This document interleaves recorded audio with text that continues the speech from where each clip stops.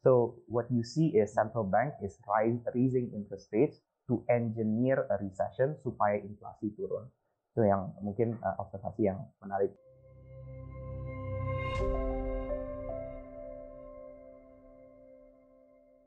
Halo Sobat Elit, salam sehat semuanya.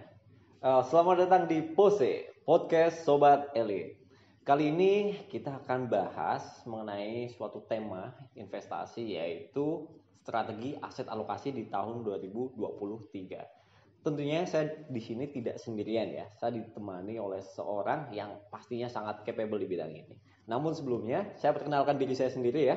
Perkenalkan, nama saya Hendri Widiantoro, Equity Research Analyst dari PT Erdikali Sekuritas. Namun bagi teman-teman yang belum kenal Erdikali Sekuritas, mungkin saya akan jelaskan sedikit aja ya, bahwasanya Erdikali Sekuritas merupakan salah satu perusahaan efek yang mempunyai bidang usaha di bidang wakil perantara pedagang efek dan juga wakil penjamin emisi efek. Nah, karena di Indonesia tak kenal maka tak sayang, boleh deh Pak Nicholas buat ngenalin diri terlebih dahulu. Silakan Pak. Ya, terima kasih banyak Pak Hendy. Terima kasih Sobat Elit sudah tuning in ya. Nama saya Nicholas Hilman. Saya dari Asian Trust Asset Management. Saya seorang shareholder juga di Asian Trust Asset Management. Asian Trust Asset Management adalah perusahaan asset management yang sebenarnya lumayan baru. Kita akuisisi di Februari tahun 2022. Namun di dalam perusahaan asset management tersebut ya kita baju baru tapi orang-orang di dalamnya all experts and with over 25 years of experience lah. So kita ada a team of about 20 people. We have a full-fledged investment team covering bonds and stocks juga. Obviously the team has experience all the way from Trimegah to Leapfrog Investments di Singapura, di Principal dan seterusnya. Saya sendiri sebelum saya terjun di Asian Trust Asset Management, saya dengan BlackRock Asset Management. Sebelum di Jakarta saya di Singapura, sebelum itu di Hong Kong dan juga di New York. Seperti New York, di situ saya cover institutional clients, tapi di bagian institutional client solutions ya. Di situ kami bantu merancang, mengelola portofolio untuk klien-klien seperti pension fund, sovereign wealth fund, insurance company, dan di sana kita maksudnya basically pilih-pilih aset kelas yang dirancang di sebuah portofolio lah. Kita bantuin analisa apa sih sebenarnya di cuaca ekonomi makroekonomi tersebut, dengan lihat profil liabilitas mereka, kita investasi di mana sih. So kita sering membantu mereka dengan dari segi advisory maupun investment management. Itu sekilas tentang saya dan sekilas tentang Asian Trust Asset Management. Sebenarnya misi kita di Asian Trust Asset Management adalah beneran untuk to be a fiduciary. Itu maksudnya everything we do are for the client, and I think it's the right time. Kalau kita lihat deepening di Indonesia, capital markets masih lumayan shallow ya, and melihat ke depan sebenarnya there's a huge opportunity for people to save, tapi not only perorangan ya, tapi kita ngomongin tentang institusi financial di Indonesia masih relatif kecil dibanding negara-negara lain. Sebagai contoh misalnya BPJS Ketenagakerjaan itu AUM-nya cuma sekitar 25 billion US, dan kita punya berapa? 300 juta orang.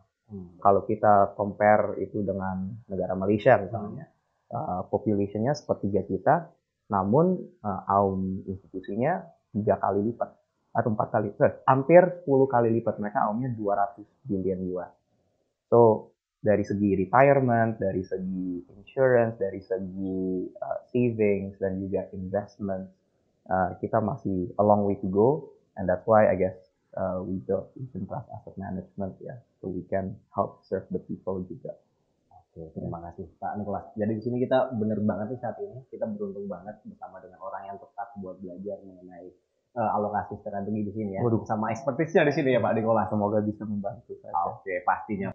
Nah, di sini kita mungkin masuk aja ke topik kita ya Pak ya. Sebelum kita bicara mengenai strateginya siapa, mungkin kita bicara dulu mengenai bagaimana sih sebenarnya kondisi ekonomi makro yang ada di Indonesia saat ini. Sebenarnya apakah ada opportunity nggak sih gitu kan? Ya, mungkin sebelum kita ngomongin opportunity, kita bisa ngomong mengenai cuaca makro. Ya, mungkin ada beberapa tema utama yang kami rangkum tentang perekonomian global. Pertama adalah I think we're living atau kita hidup dengan nilai inflasi yang lebih tinggi. Pertama didorong oleh konflik geopolitik dan isu supply chain yang maksudnya sejak China lockdown etc. yang mendorong harga komoditas seperti minyak dan gas etc.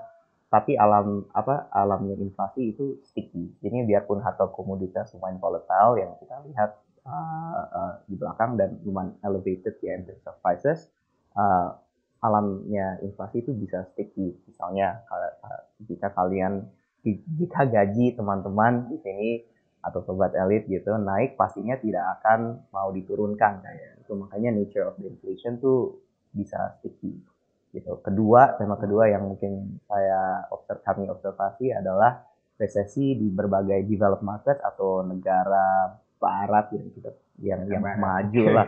Developed markets merupakan yang saya rangkum foregone conclusion atau fakta lah, mau call it technical recession, perceived recession atau what recession gitu. It's a foregone conclusion. Kenapa? Karena itu didorong oleh kenaikan suku bunga yang naik ya secara drastis dan serentak oleh bank-bank sentral di dunia, di berbagai negara dunia.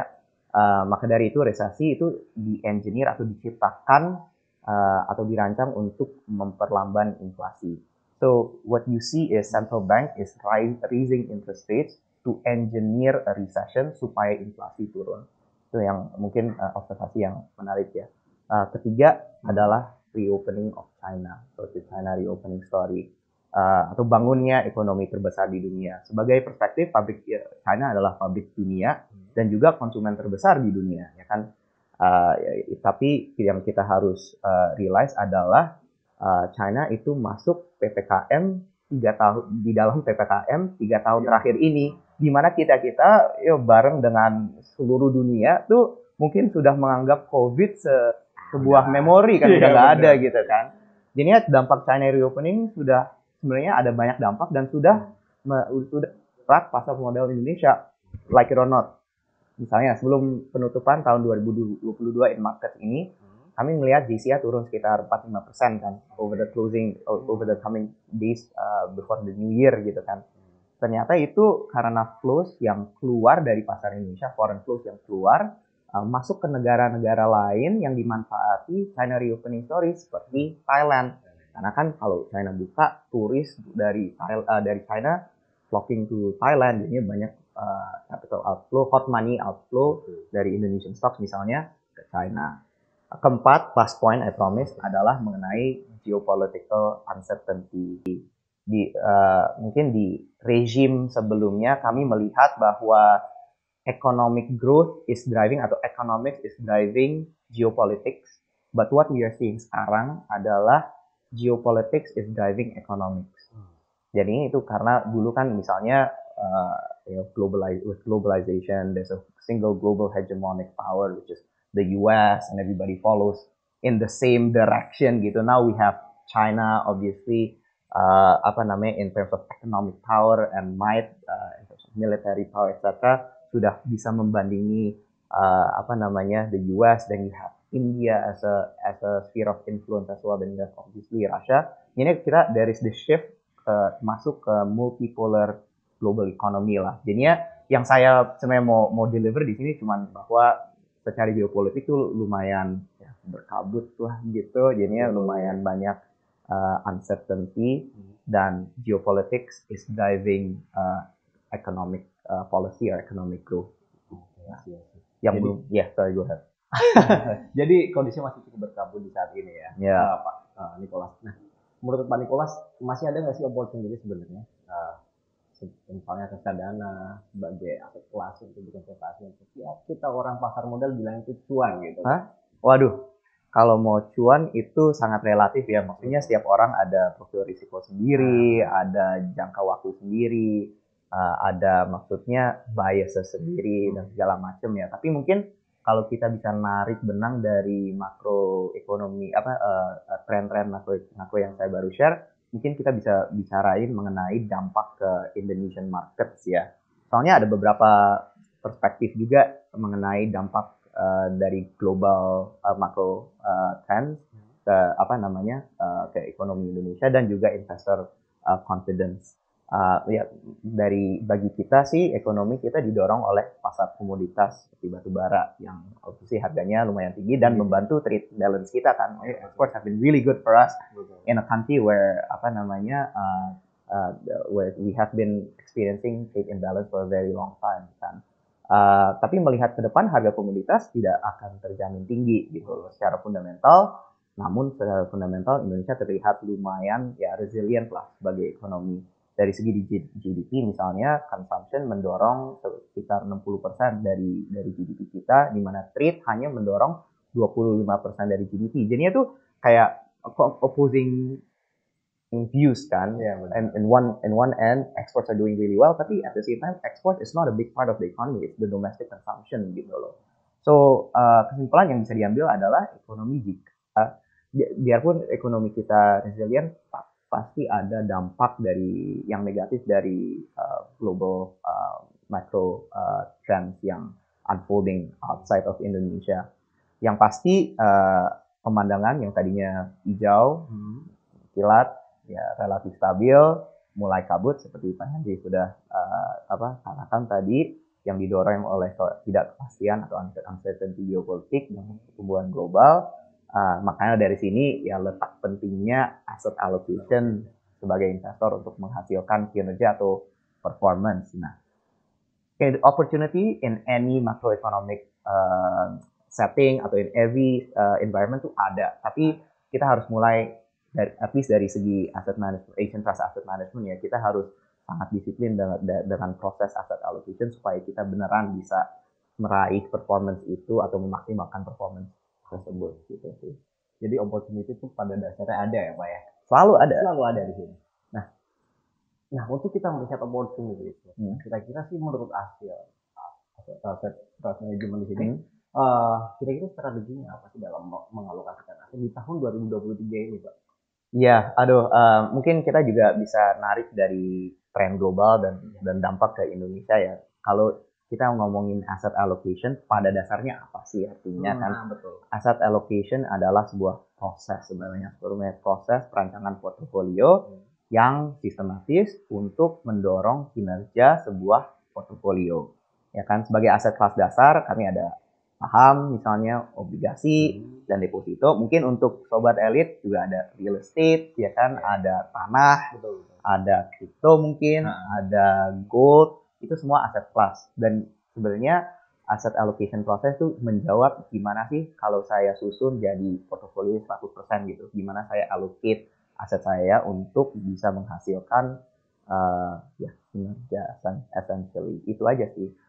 Tapi seberapa besarnya tiap aset kelas dasar dan beragam sektor dan tipe asetnya yang dimasukkan ke dalam portofolio akan mempengaruhi kinerja ya kan. Misalnya kalau obligasi pemerintah sudah memberikan yield yang cukup tinggi dibanding imbal hasil perkiraan atau expected return stock, ngapain kita alokasikan ke saham tech, right? If we can sit comfortably and earn 6%. So itu yang perlu dimengerti sebagai konsep ya asset allocation. Nah mungkin saya bisa juga share lebih teknikal ya kalau boleh tentang asset allocation. Ini yang kita tunggu juga nih. Oke. Enggak. Tapi maksudnya pas kita merancang portofolio itu ada banyak cara kita ngelihat makro, kita ngelihat bottom up analysis perusahaan. Tapi mungkin sebagai contoh kita bisa share salah satu analisa kami adalah untuk melihat korelasi antara perbedaan GDP dan inflasi atau GDP to inflation gap atau yang dinamakan real GDP ya kan, dengan dan dibanding ya dengan kinerja atau performance berbagai aset kelas di saham, obligasi atau deposito. Obviously kita fokusnya saham, obligasi dan deposito kan. Tapi sebenarnya analisis seperti ini bisa juga diarahkan kepada aset kelas di real estate, gold dan crypto, etc. Nah, dari analisa atau analisis korelasi tersebut, kami bisa melihat bahwa di kondisi makro seperti apa yang memanfaat kinerja obligasi atau saham, misalnya pada pertumbuhan PDB atau GDP yang lebih tinggi dari kenaikan inflasi, saham dan obligasi pemerintah wajarnya naik tetapi pada realita justru turun pada jangka pendek. Gitu. Sebaliknya pada saat pertumbuhan real GDP atau di mana real GDP growth lebih lemah dari inflasi atau di titik paling rendah itu, saham dan obligasi pemerintah justru naik. Itu kan lumayan counterintuitive kan. Sepertinya ada elemen time lag lah yang harus diperhitungkan pas melihat analisis seperti tersebut. Nah, dampaknya pada aset alokasi itu lumayan besar. Nah, misalnya kalau real GDP growth sudah kelihatan akan menjadi negatif gitu, kami udah lihat di analisanya dengan data-data yang paling recent gitu, di mana inflasi lebih besar dari GDP growth, kami bisa mengubah alokasi supaya misalnya isinya 80% deposito dan 10% obligasi pemerintah dan the rest is stock gitu, isinya risk off gitu.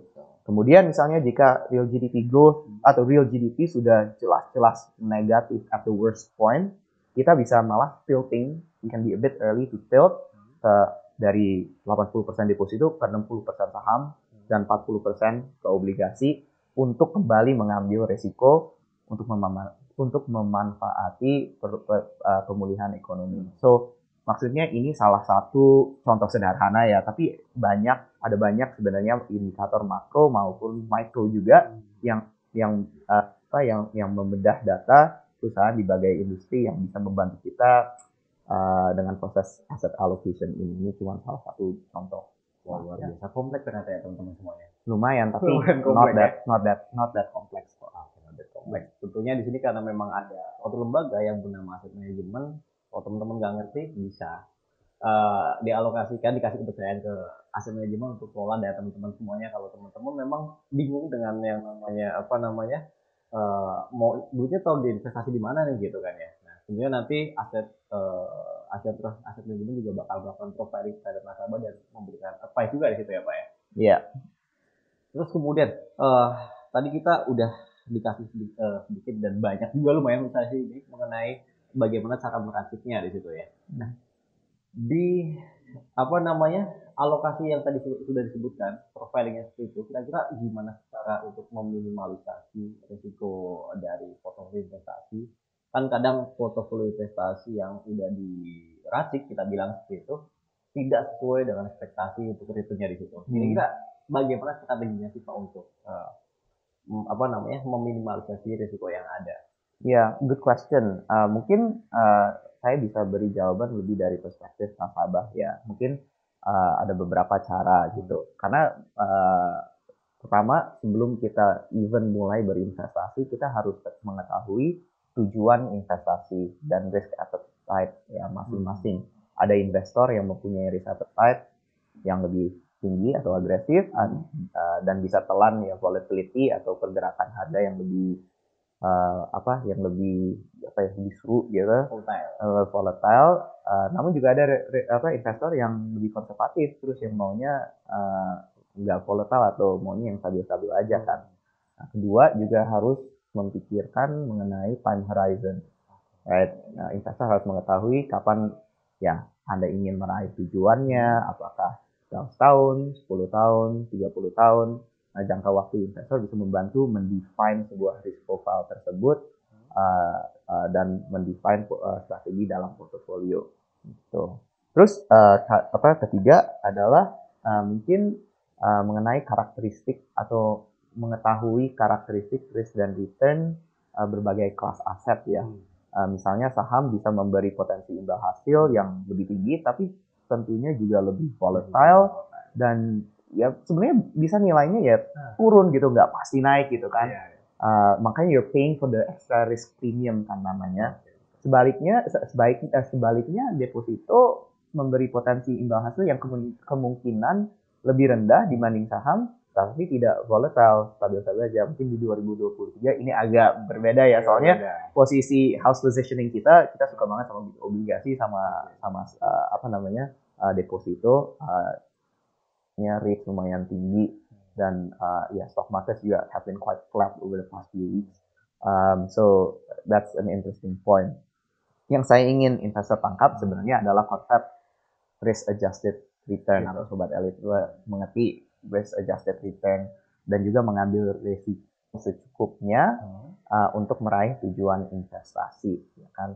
Misalnya untuk investor yang lebih konservatif dan ingin menabung untuk dana darurat, mungkin portofolio yang berisi deposito dan obligasi pemerintah jangka pendek bisa membantu.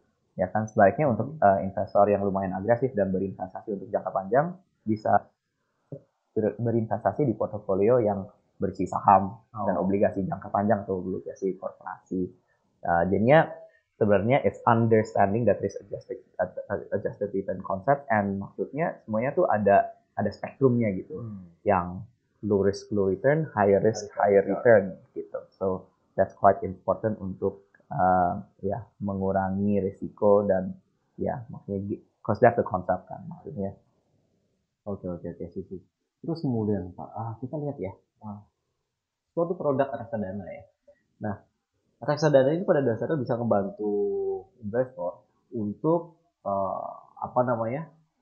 di dalam proses alokasi aset di sini ya Pak ya. Nah, sebenarnya gimana caranya agar aset yang dialokasikan itu optimal sesuai dengan ekspektasi return nasabah itu seperti apa? That's a good question too. Tapi ya tadi seperti yang saya bilang itu harus mengerti sebagai investor maunya apa dan maunya mau berinvestasi berapa lama dan tujuannya ya maksudnya at the end of the day mau apa sih dan sebenarnya bisa nelen risk nggak sih? So those are some of the questions you have to answer. Tapi sebenarnya berinvestasi melalui reksadana itu sebenarnya sangat beneficial buat investor yang mungkin nggak punya banyak waktu untuk misalnya nggak punya banyak waktu untuk trading setiap hari atau kerja kantoran atau running a business gitu. Sebenarnya there's a whole misconception about reksadana gitu. Sebenarnya berinvestasi pada reksadana tuh memberi nasabah akses yang instan kepada portofolio yang ada 3 poin sih. Satu, terdiversifikasi ya kan. Kedua, itu dirancang dan dikelola oleh expert fund manager. Jadinya bukan cuman saya gitu yang klik buy sell tapi maksudnya kita ada full team yang research, membuat kertas kerja, mendebatkan setiap hari emiten yang mana dibeli, bonds yang mana dibeli dan dijual, dan again going to the asset allocation process kan. Dan ketiga mungkin reksadana itu memberi akses ke investasi yang dengan cara yang aman ya untuk nasabah ya. Soalnya nggak ada lockup.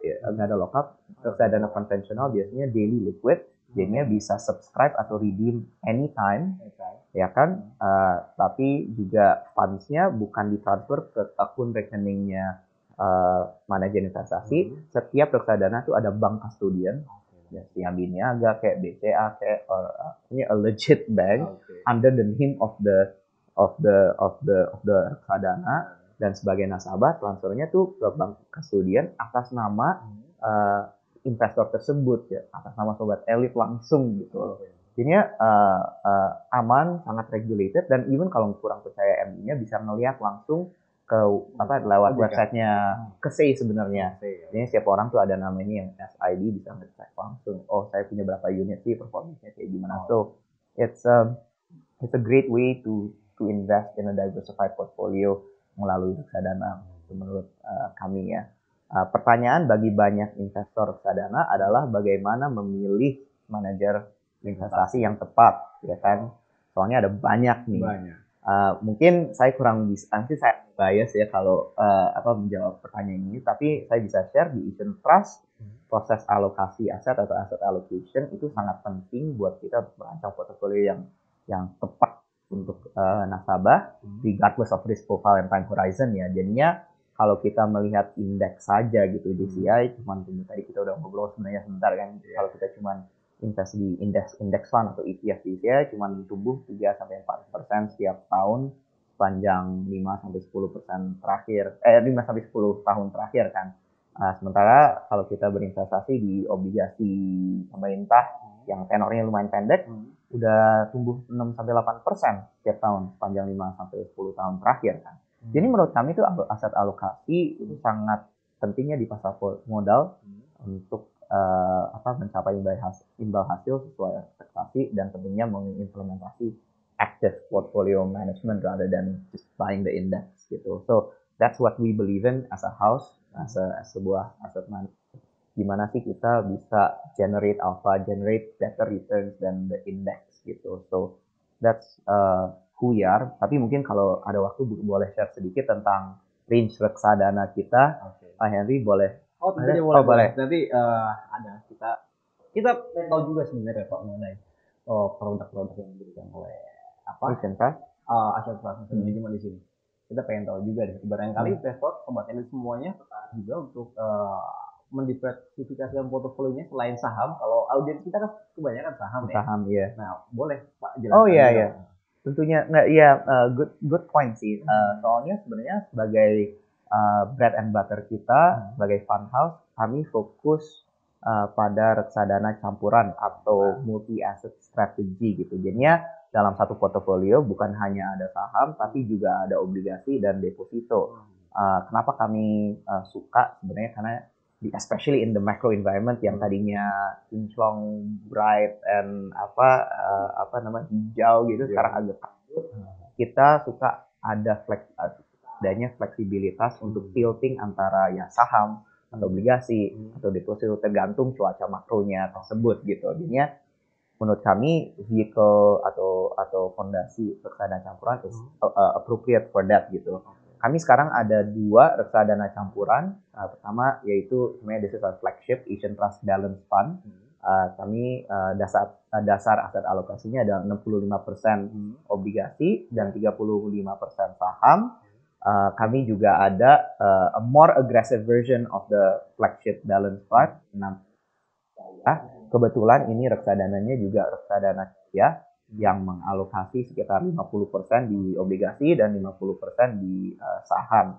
Kami juga dalam proses sedang membuat meregister fund ketiga yang namanya Balance Opportunities Fund yang lebih agresif dan beralokasi sekitar 80%, kurang dari 80% ke saham. So sebenarnya kita juga obviously punya money market fund, tapi our flagship or bread and butter itu biasanya reksadana campuran.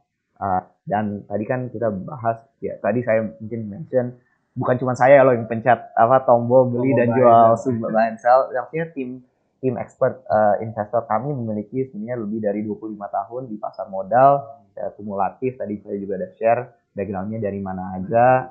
Tapi tim tersebut bertanggung jawab untuk menganalisa ya cuaca makro, kondisi makro, implikasinya ke pilihan aset kami, menggali data-data perusahaan dari berbagai sektor yang menarik di pasar saham yang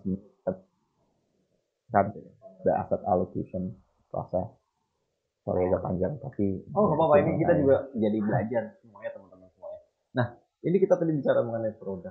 Menarik juga ya, ini sebagai tools atau alat untuk mendiversifikasikan portofolio kita ya. Dikala market yang saat ini memang kurang gitu kondusif, masih agak abu-abu seperti yang Nicholas bilang tadi. Nah, sebenarnya ini untuk di tahun 2023 ya Pak ya. Kalau market memang sedikit abu-abu untuk tahun ini, kira-kira pilihan aset yang paling menarik di tahun 2023 tuh apa sebenarnya Pak? I will get there. The cheap answer is kita suka obligasi dan deposito karena yield naik didorong oleh kenaikan suku bunga global yang maksudnya Indonesia juga harus mengikuti, kalau enggak rupiah kita kemana gitu. Jadi itu lumayan menarik. Tapi mungkin saya bisa summarize in a couple of points ya. Pertama tadi seperti kita udah bahas outlook global economy ya, tadinya cerah sekarang udah lumayan mendung ya kan. Maksudnya ya kita udah juga bicara mengenai beberapa tema makro yang dari China reopening, engineering a recession by central banks around the world gitu, dan juga dampaknya pastinya ke Indonesia kan. Tapi dari sini kami highlight sebenarnya again balik lagi ke pentingnya proses asset allocation dan juga active portfolio management agar portofolio investor atau portofolio teman-teman tetap optimal dan hijau terlepas dari pergantian cuaca makro. Terus mungkin dari situ kita bisa bicara ya what do we like in 2023 ya, tadi seperti saya bilang bonds and deposits, karena again yield sudah lumayan naik ya, dia dorong oleh kenaikan suku bunga. Misalnya kalau kita berinvestasi pada obligasi FR 0091 tadi kita udah ngobrol dikit, ya kan imbal hasilnya sekitar 6,7-6,8% menawan total pengembalian sebenarnya di atas inflasi. Sebenarnya biarpun ada kemungkinan kenaikan suku bunga yang kenaikan lagi gitu kan, kenaikan suku bunga udah lumayan tinggi, kalau biarpun ada kenaikan lagi yang mendorong prices of bonds turun, kan ada inverse relation antara price and yield kan. Sebenarnya nggak apa-apa, soalnya suku bunga atau coupon payments dari bond tersebut sudah cover that the changes in di atas nilai inflasi lah. So dari segi risk and return perspektif atau trade off itu lumayan menarik gitu. So buying a bond regardless of the volatility, the coupon payments can cover the fluctuations, and also coupon payments udah didapat di atas inflasi. Itu lumayan menarik buat kita. Kami juga bisa lihat, maksudnya di dalam reksadana pasar uang di pasar yang kita ada banyak kan, ada ratusan sebenarnya, bahwa deposito yang ditawarkan bisa mencapai rate 5, 6, 7% per tahun dengan setiap rollover. Kalau kita berinvestasi di bank deposit, ada upside atau dari kenaikan deposito. So the world of bonds and the universe of bonds and deposits have become really interesting, where stocks are quite volatile today, right? Gitu. Mungkin kita bisa juga bicara real quick about stocks sih kalau mau. Soalnya dari tadi bukannya kita nggak suka stocks atau sama sekali, tapi sebenarnya kita harus berhati-hati dalam pemilihan perusahaan dan juga memilih perusahaan yang fundamentalnya solid. Mungkin saya bisa tutup this question with this statement sebenarnya, karena kita ngomongin outlook dan kita ngomongin ya ke depan terus ya. Sebenarnya menurut saya predicting the future, bukan menurut saya, tapi there's this famous statement di mana predicting the future is a fool's errand. Itu sebuah pernyataan yang sebenarnya lumayan relevan pas kita memikir atau meramal mengenai masa depan. Yang penting sebenarnya adalah kami mengamati data cuaca yang ada saat ini, dan ya from our perspective, making calculated bets and positioning it accordingly. So saya mendingan dari prefer meramal ke 2023 inflasi dan kondisi geopolitik seperti ABC. Saya mendingan melihat data dan kita disiplin mengikuti proses asset allocation, karena dari situ we can be well diversified and position accordingly gitu loh. Oke, thank you Pak Nicholas Hirman. Sekali lagi terima kasih Pak Nicholas Hirman atas kedatangannya, luar biasa banget. Hari ini kita udah bicara banyak, udah belajar banyak mengenai strategi aset alokasi, terus kemudian bagaimana cara meramunya menurut Asian Trust Asset Management, terus kemudian memitigasi risikonya juga ya Pak ya. Dan juga tentunya tadi udah belajar juga mengenai informasi yang tadi diberikan oleh Asian Trust mengenai kira-kira instrumen aset mana yang paling menarik saat ini di sini ya. Nah, sekali lagi teman-teman semuanya, yang kita obrolkan hari ini adalah perbincangan biasa, bukan rekomendasi secara ini ya untuk menjual maupun membeli. Kembali lagi teman-teman semuanya, bahwasanya yang kita diskusikan tadi, teman-teman perlu kaji lagi, lakukan riset lagi untuk keperluan investasi teman-teman semuanya di sini ya. Nah, itu kurang lebih teman-teman semuanya untuk perbincangan kita hari ini. Mungkin kurang lebihnya mohon maaf. Terima kasih atas obrolan kali ini, atas kedatangan Pak Nicholas Hirman tadi, dan atas daging yang Pak Nicholas Hirman berikan hari ini. Mungkin sampai jumpa pada kolaborasi selanjutnya ya Pak. Terima kasih banyak Pak Henry. Thank you Sobat Elit.